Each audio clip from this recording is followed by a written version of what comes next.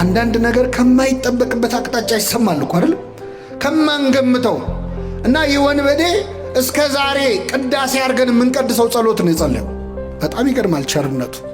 አንድን ወንበዴ ገነት አስገባው። አንድን ወንበዴ ስንት እኮ ቅዱሳን ሲኦል ውስጥ ቁጭ ብለው ካሁን መጥቶ ከሲኦል ያወጣናል ብለው እየጠበቁት እኮ ነው 5000 ዓመት ሙሉ። አንዱን ወንበዴ አስቀድሞ አስገባው። ጻድቃን ቁጭ ብለው ወንበዴውን አስቀደሙ። እንደውም አንዱ ባለቅኔ ምን አሉ መሰላቸው? ይህ ሰው የዕድሜው ሙሉ ወንበዴ ነው አይደለ? ብዙ ነገር ሲሰርቅ ነው የኖረው። ባለቀ ሰዓት ምንድነው የሰረቀው ካላችሁ ገነትን። ምንን ሰረቀ? እዛው መስቀል ላይ። አይገርምም? እንደ ወንበዴ ነገር እኮ እዛ ጨረሰ።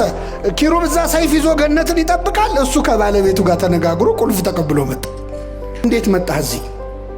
የእሳቱን ባህር እንዴት ተሻግረ መጣህ አለው። የክርስቶስን የደሙን ማህተም ሲያሳየው በልና ግባ አለው። የደሙን ማህተም ይዘን የማናልፈው በር አለ? የለም። አስገባው። ስጋውን ደሙን ተቀበሉ የሚባለው ለዚህ ነው። ድንቅ ጸሎት ከወንበዴ የተገኘ የማይመስል ለእኛ ለወንበዴዎቹ የሚጠቅም ትልቅ ጸሎት ነው የጸለየው። አስበኝ፣ በመንግሥት በመጣ ጊዜ አስበኝ። ሥራዬን እንዳታስብብኝ፣ እኔን ግን አስበኝ። ኃጢአቴን እንዳታስታውሰው፣ እኔን ግን አስታውሰኝ። መንገደኛ እንኳን አብሮ ሲሄድ አብሮት የሄደውን ሰው ያስታውስ የለ ወይ? በመስቀል መንገድ ላይ አብሬ ሄድኩት፣ እኔን አደራ አስበኝ። ሥራዬን እንዳታስበው። ሥራዬ የሚጠቅም አይደለም፣ ገደል የሚከት ነው፣ የሚያስኮንን ነው፣ ለመንግሥት የሚያበቃ አይደለም። እኔን ግን አስበኝ። ካጠገብህ አልነበርኩ? ለመነ ይህ ወንበዴ። በጣም ድንቅ ጸሎት። ክርስቶስ ከማንም ይምጣ በትሕትና የሚጸለይ ጸሎት ይሰማል አይሰማም? ይሰማል። አንተ ደግሞ አሁን በመንግሥት አስበኝ ስትል አታፍርም? ምን ስትሰራ ከርመሃል አለም። ትሑት ልብ ያለው ሰው ሲለምነው ይሰማል እግዚአብሔር። በትሕትና ሆነ።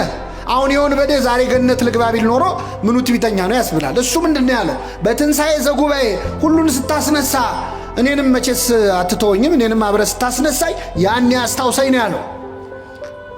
ዛሬ ከኔ ጋር ቤት ትሆናለህ አለው። በገነት ትሆናል። ይህን ወንበዴ የተቀበለ አምላክ ይቀበለን። የሚገርማችሁ ወንበዴው ገድሉ ብዙ ነው። በጣም አስገራሚ ሰው ነው። ጌታ ሆይ ብሎ ጌትነቱን፣ በመንግሥት ብሎ መንግሥቱን፣ በመጣ ጊዜ ብሎ ምጽአቱን፣ አስበኝ ብሎ ምሕረቱን ጠየቀ። ይህ ብቻ አይደለም። በግራ ያለው ጓደኛው አብሮት ሲሰርቅ ሲበድል የነበረ ሰው ክርስቶስን ተሳደበ። በቀረው ሰዓት ሰደበው። ራስህን አድን፣ አንተ ክርስቶስ አይደለህ? ሙት የምታስነሳ ድውይ የምትፈውስ እስቲ እንይ የሚሉ ማለት ክርስቶስን ዓርብ ዕለት ያልሰደበው አለ መሰላችሁ? እኔ ከሁሉም ይገርሙኝ መንገድ ኃላፊዎች ሰድበውታል። በዛ ጋር ሲያልፉ ሰድበውት ያለፏል። አያውቁትም እኮ ግን የሁሉ ሰው የሰደበው መቼስ የሆነ ችግር ቢኖርበት ነው ብለው ስድብ አዋጥተው ሄዱ ሰዎች። ስድብ ከማዋጣት ይጠብቃችሁ። እኛ ቢሆን የጻፍነው አባታችን እንጀራችን ውስጥ ብለን ነው የምንጀምረው። መጀመሪያ ሆዴን ነው፣ ስጋዊ ነው ልመናችን። ይህ ወንበዴ ግን ረና ወደ ጌታው ጸለየ። ጌታው በመንግሥት በመጣ ጊዜ ምን በለኝ፣ አስበኝ። ምን አይነት ሰው ነው? አድነኝ እንኳን አላለም። ከመስቀሉ አውርደኝ፣ ችንካሬን ንቀለው አላለም። ችንካሬን አትንቀለው፣ ኃጢአቴን ግን ንቀለው። አስቀድማችሁ ጽድቁንና መንግሥቱን ፈልጉ፣ ሌላ ሁሉ ምን ይልላችኋል? ይጨመርላችሁ። ገብቶታል ይህ ወንበዴ ምን አይነት ሰው ነው በእውነት። አስገራሚ ጸሎት ጸለየ። ይህን ጊዜ ጌታ ምን አለው? እውነት እልሃለሁ ዛሬ ከኔ ጋር በገነት ትሆናለህ አለው። ጥያቄውና መልሱ አይገናኝም። ወንበዴ የጠየቀው ምንድን ነው? በመንግሥት በመጣ ጊዜ ምን በለኝ። ክርስቶስ የመለሰው በመንግሥቴ በመጣው ጊዜ አስብሃለሁ አይደለም። መቼ ነው ያለው? አይሰማም።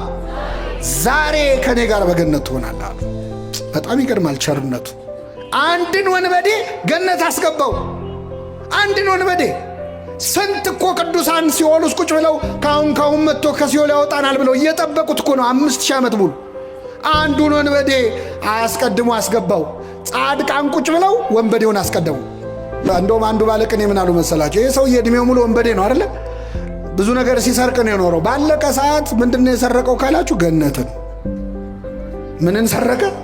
እዛው መስቀል ላይ። አይገርምም? እንደ ወንበዴ ነገር እኮ እዛ ጨረሰ። ኪሩብ እዛ ሰይፍ ይዞ ገነትን ይጠብቃል። እሱ ከባለቤቱ ጋር ተነጋግሮ ቁልፍ ተቀብሎ መጣ። ሲያየው ደነቀው። አንተ ማነ? አብርሃም ነህ እንዲህ ያለው ሲያየው፣ ያ እንግዳ ተቀባዩ አብርሃም ነው ወይ? እኔ አለ የቀኝ ወንበዴ። እኔ እንግዳ ልቀበል፣ እንግዳ ካገኘው ሳልዘርፍ አልሸኝም አለ።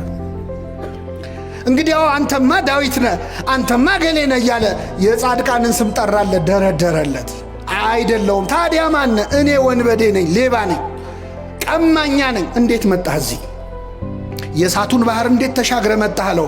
የክርስቶስን የደሙን ማህተም ሲያሳየው በልና ግባ አለው። የደሙን ማህተም ይዘን የማናልፈው በር አለ? የለም። አስገባው።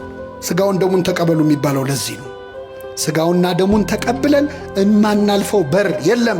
ሥጋዬን የሚበላ ደሜን የሚጠጣ ምን አለው ብሏል ክርስቶስ።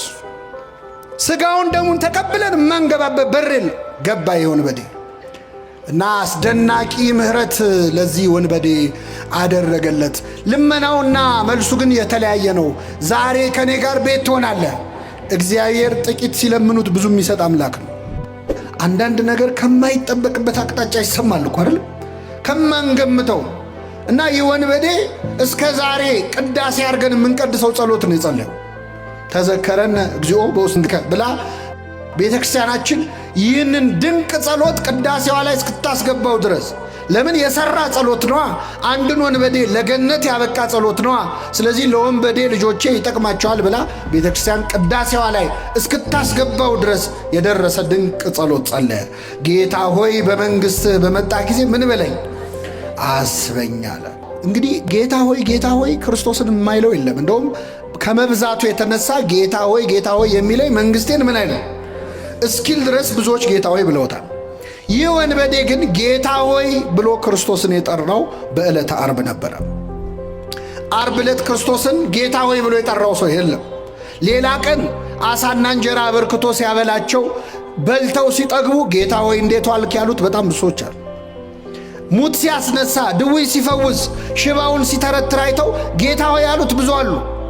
የደስታው ቀን ማለት የስቃዩ ቀን የመከራው ቀን ግን በዓርብ ዕለት ማን ነው ክርስቶስን ጌታ ሆይ ብሎ አክብሮ የጠራው? ዓርብ ዕለት ጌታ ሆይ ያሉት እነማን እንደሆኑ ታውቃላችሁ? በጥፊ የመቱት የሮም ወታደሮች ናቸው። ጨርቅ አምጥተው ፊቱን አለበሱት፣ በጥፊ መቱትና ጌታ ሆይ ማን ነው የመታህ? ትንቢት ተናገር አሉት ይላል። የመዋረድ ቀን ነበረ ዓርብ ዕለት። ባለቅኔው አልቦ ዘመድ ጊዜ ተዋርዶ ብለዋል። በመዋረድ ቀን ዘመድ የለም፣ ክርስቶስ ብቻውን ነበረ። በስቃይ ቀን ማን አብሮት አለ? በመከራ ቀን አብረውት የዋሉ በዋለበት ውለው ባደረበት አድረው የቃሉን ትምህርት የእጁን ታምራት ያዩ አሳ እንጀራ ሲያበረክት የበሉ የጠጡ ሐዋርያቱ እኮ ከዮሐንስ በቀር እግሬ አውጪኝ ብለው ነው የሸሹት። ብቻውን ነበረ ጌታ፣ ዘመድ አልነበረውም። የመከራ ቀን ማን ከሱ ጎን መታየት ይፈልጋል? ደብረ ታቦር ጌታ ሆይ በዚህ መሆን ለእኛ መልካም ነው ያሉነ ጴጥሮስ፣ ቀራንዮ ላይ ግን በዚህ መሆን ለእኛ መልካም ነው አላሉ። ሸሽተዋል፣ አመልጠዋል። ክርስትና በደስታ ቀን መገኘት ብቻ አይደለም፣ በቀራንዮ ቀን መገኘት ነው። በስቃይ ጊዜ መገኘት ነው። በተገረፈ ቀን መገኘት ነው። ለምደነው ነው እንጂ እኮ ደም በደም ሆኖ እያዩ ማመን ይቻላል ወይ? ክርስቶስ እየተገረፈ እያየ አምላክነቱ እንዴት ታያል? ሙት ሲያስነሳ እኮ አይደለም ያየው የወንበዴ፣ ድውይ ሲፈውስ አይደለም። እሱ ቢሆን ኖሮ ቀላል ነው። ሲያበላ ሲያጠጣ አይደለም እንዴ? ያበላ ያጠጣ ቀን እኮ ክርስቶስ አሳና እንጀራ አበርክቶ ያበላቸው ሰዎች ካላነገስን ብለውት እኮ ሸሽቶ ተራራ ላይ ወጥቶ እንዳመለጠ ታውቃላችሁ። አመለጠ ክርስቶስ። እናንግስ ብለውት ለምንድን ነው? ስለጠገቡ ነው አለ ሆዳቸው። ሆዳቸው ሲሞላ ንጉሳችን አንተ ነህ ብለው በግድ ሊያነግሱት ነበር። 2 ቀን ሙሉ ፈለጉት ይላል። ከኔ ጋር ናችሁ? ስንት ቀን ሙሉ? በጀልባ ሁሉ ምናልባት የብስ ላይ ላይኖር ይችላል፣ ባህር ላይ ካለ ብለው በጀልባ ፈለጉት ይላል። ለሆዱ ሲሆን እግዚአብሔርን የማይፈልግ ማን አለ? ለሆዱ ሲሆን ከዛ አገኙት። መምህሮ የት ከረም ካሉት ይላል። አዎ ስለበላችሁና ስለጠገባችሁን የፈለጋችሁኝ ያላቸው ጌታ። ይህ ወንበዴ ግን በክርስቶስ ያመነው ተገርፎ እያየው ነው። ፊቱን ውበቱን አይቶ አይደለም። አንዳንድ ሰዎች የክርስቶስን መልኩን አይቶ ያመኑ ሰዎች አሉ። የወደዱት ፊቱን ለማየት ከሰው ልጆች ይልቅ መልኩ ያማረ ነው እንዳለ ነቢየ እግዚአብሔር ዳዊት ፊቱ ስለሚያምር ሊያዩት የመጡ ሰዎች አሉ። ዓርብ ዕለት እኮ ክርስቶስ እንኳን ውበት መልክ የለውም፣ መልክና ውበት የለውም ነው ያለው ነቢዩ። ምንና ምን የለውም? ውበቱን ተዉት፣ መልክ የለውም። አይኑ የቱጋ አፍንጫ የቱጋ እንዳለ ማወቅ እስከማይቻል ፊቱ በደም ተለውሷል። ዓርብ ዕለት የሚያየው ሰው የሚያየው የተሰቀለ ሥጋ ነው። ታውቃላችሁ? የተሰቀለ ሥጋ ነው የሚያየው። ለማየት እንኳን ያሰቅቅ ነበር። ወደ እሱ አቅጣጫ ማየት ይጨንቅ ነበር። እንደዛ እየተሰቃየ አይቶ ግን አመነበት። የቀኝ ወንበዴ አምላክ መሆኑን አወቀ። ንጉሥ ነህ አለ። በመንግስት አለ። በመንግስት ብቻ አይደለም፣ በመጣህ ጊዜ አስበኝ። ምን ባልክ ጊዜ ምን ማለት ነው? አሁን እንደማይ ሞታ አትቀርም፣ ከሞት ትነሳለህ። ተነስታ አትቀርም፣ ወደ ሰማይ አርጋ አትቀርም፣ ዳግም ልትፈርድ በመጣህ ጊዜ። አይገርማችሁ? አጠገቡ ያለው ሞቶ እንደማይቀር ከሞት ተነስቶ እንደሚያርግ አርጎ እንደማይቀር እንደሚመጣ ሊፈርድ እንደሚመለስ አውቋል ወንበዴው። በምን አወቀ? ክርስቶስ እዛው መስቀል ላይ የተናገረው ንግግር ሳይሆን አይቀርም የዚህን ወንበዴ ልቡን የሰበረው። ምን ብሎ ተናገረ? የሚያደርጉትን አያውቁምና ምን በላቸው፣ ይቅር በላቸው። ገና ሚስማሩ ከእጁ ሳይወጣ እኮ ገና ችንካሩ ልቡ ድረስ እያመመው የሚያደርጉትን አያውቁምና ይቅር በላቸው ሲል ሲሰማ ይህ ወንበዴ በክርስቶስ ርኅራኄ ውስጥ በክርስቶስ ፍቅር ውስጥ የእሱ ጭካኔ ጎልቶ ታየ። ስለዚህ ምን አለ? ጌታ ሆይ በመንግሥት ምን በለኝ አስበኛል። ዓርብ ዕለት ክርስቶስን ምንም ክፋት አላደረገም ብሎ የመሰከረለት ሰው አለ? ዓይናቸውን ያበራው ሰዎች ዓይኔን አበራው እንጂ ምን አጠፋ ብለዋል አላሉ? 12 ዓመት ደም ይፈሳት የነበረ ሴት ደሜን ቀጥ አረገው እንጂ ምን አረገ አላለች። አንድ ሰው እኮ ሊመሰክር አልመጣም። አይገርም? 38 ዓመት የተኛው ያ በሽተኛ አልጋን ተሸክመ ሂድ ብሎ ክርስቶስ የፈወሰው ታሞ የተነሳ እግዚአብሔር ረሳ። የሚገርማችሁ ሐሙስ ዕለት ክርስቶስ ሊቀ ካህናቱ ፊት ሸንጎ ቀርቦ በጥፊ መታው። አንድ ሰው እየመጣና ሲመታው ለምን ትመታኛለህ አለ ክርስቶስ። ለምን ትመታኛለህ አለ። እንዴ ክርስቶስ ያ ሁሉ ጅራፍ ሲወርድበት ለምን ትመቱኛላችሁ ብሏል? ይሄ ሰውዬ በጥፊ ሲመታው ግን ለምን ትመታኛለህ አለ። ለምን መሰላችሁ? መጥቶ የመታው ሰው 38 ዓመት ከተኛበት አልጋ ያዳነው ሰው ነበር። ስለዚህ ክርስቶስ ያመመው ጥፊው አይደለም፣ ባዳነው ሰው እጅ መመታቱ ነው። ጥፊው አይደለም ያመመው። ክፉ ተናግሬ ከሆነ ስለ ክፉ መስክርብኝ፣ አልጋህን ተሸክመ ሂድ ከማለት ውጭ ምን ክፉ ቃል ተናግሬ ያለው? መልካም ተናግሬ ከሆነ ግን ስለምን ትመታኛለህ? አምላካችንን በኃጢአት ከመምታት ይሰውረን በእውነት። አዎ እሾህ ደፋ ሲባል እሾህ ይመስላችኋል? ጌታችን የደፋው እሾህ የተባለው ምንድን ነው? ኃጢአት እኮ ነው። አዎ እሾህም ማነቀው የሚለውን ሲተረጉም ወንጌል ምን ይላል? የባለጸግነት ምኞት፣ የዚህ ዓለም ምኞት ነው ይላል። ኃጢአት ነው። ስለዚህ ክርስቶስ እሾህ ሆኖ የወጋው በአዳም ምክንያት ምድር ካንተ የተነሳ ምንን ታበቅላለች? እሾህን የተባለውን እሾህ ክርስቶስ ዘውድ አድርጎ ደፋው። ጌታችን የደፋው የኔና የናንተን ኃጢአት ነው የተሸከመው። ስለዚህ ዛሬ ኃጢአት ስንጨምር እሾህ ነው እየጨመርንበት ያለው። እኛ ለራሳችን እንኳ ይቅርታ እናደርግም። እሱ የሚምረንን ያህል እሱ የሚተውልንን ያህል እኛን ተውም ለራሳችን። አንተ ራስን ይቅር ባትለው ራሱ እግዚአብሔር ይቅር ይላል።